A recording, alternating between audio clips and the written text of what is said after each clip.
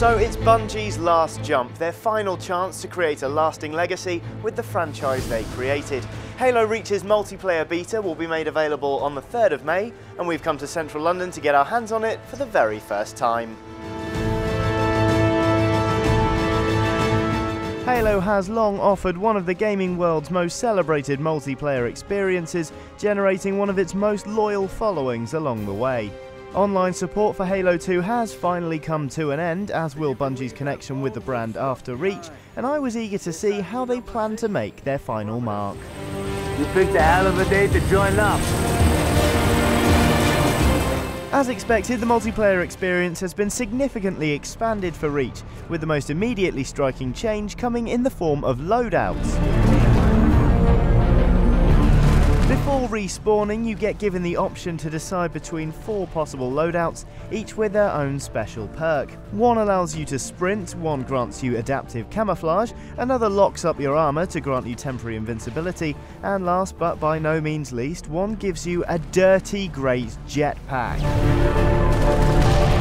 Each one adds a new element of strategy to the game, opening up new levels of maneuverability, strategy, and, well, you get a jetpack.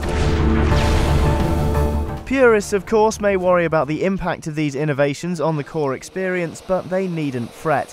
Each one can only be used a certain amount before needing to recharge, keeping the emphasis on the firefights at the franchise's foundations.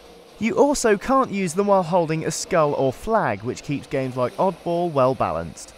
And although the jetpack weaponizes far more of each map, it doesn't feel at all overpowered or unfair. In short, it adds masses to the gameplay, but in a way that's totally intuitive and in keeping with the Halo multiplayer experience. It's smooth and easy to control, making aerial combat easy and fun. Assassinations were also one of the big pushing points for the Reach multiplayer, offering the chance for some seriously sassy killing action.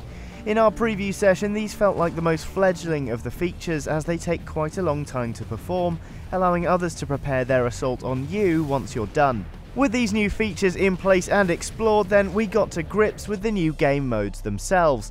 The first of these is Invasion, a team objective-based game executed in rounds. Basically, it's a lot of toing and froing with capture points and the like, but was really exciting once we got the hang of it. Generated Offense is a mode many multiplayer gamers will find familiar, with one team attacking generators at 3 different map points and the other trying to stop the onslaught. Stockpile is one of the more inventive modes, as teams race to grab neutral flags and, funnily enough, stockpile them in their base. It's different to Capture the Flag though, in that none of the flags count until the timer hits 0, so a team could easily focus on wiping out their opponent's score as opposed to increasing their own. It's a really fun setup, though at the moment is set out in quite a counterintuitive way, meaning the odd Spartan ended up robbing their own base of flags and giving them to the enemy. Real star of the reimagined modes though is Headhunter. It's basically Conkers, only with an assault rifle. The idea is to kill your opponents before collecting their flaming skulls and taking them to goals in the level to collect your points. If a player has more than one skull on them, you'll collect all those too. You can rack up as many as you want before making a drop-off, but if you die, you lose everything, so don't get too cocky. Ultimately, Halo Reach has the hard task of expanding the multiplayer experience to keep up with the latest competition, without upsetting any of its die-hard fans. We'll see what those fans think of it next month, but on first impression, they've really exceeded my expectations. Spartans never died, George. They're just missing in action.